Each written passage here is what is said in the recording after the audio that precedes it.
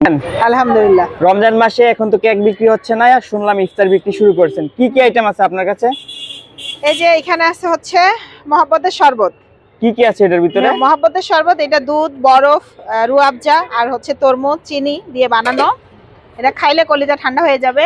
আর price কত এটা? এটা মাত্র গ্লাস হচ্ছে 50 টাকা। আচ্ছা। আর এই বাটিতে এটা হচ্ছে মাহালাবিয়া এটা কোন ডেজার্ট, দেশের খাবার? আরাবিয়ান একটা ডেজার্ট। এটা মাত্র 100 টাকা বাটি।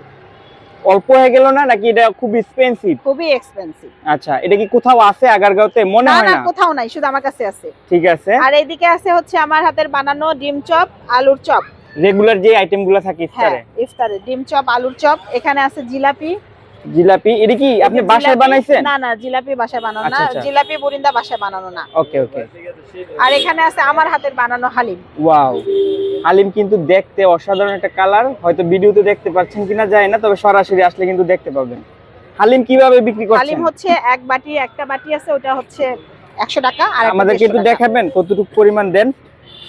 আচ্ছা, আগে রেডি করা আছে। এই যে এই বাটিটা হচ্ছে 100 টাকা। কয় পিস মাংস থাকে? এখানে 2 পিস আছে। আচ্ছা আচ্ছা, 2 পিস মাংস সহকারে 100 টাকা।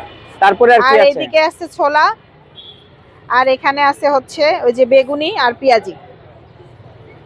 খেজুর আইটেম কোনো কিছু এরকম কোনো হ্যাঁ, কিছু নেই? খেজুর আছে। কোথায় এগুলা? খেজুর কি আছে? খেজুর নরমাল খেজুর নাকি ডিফারেন্ট কোনো কিছু রাখছেন? এই খেজুরের নাম জানো কি? এটাকে কি খেজুর বলে আমি জানি না। এই যে খেজুর।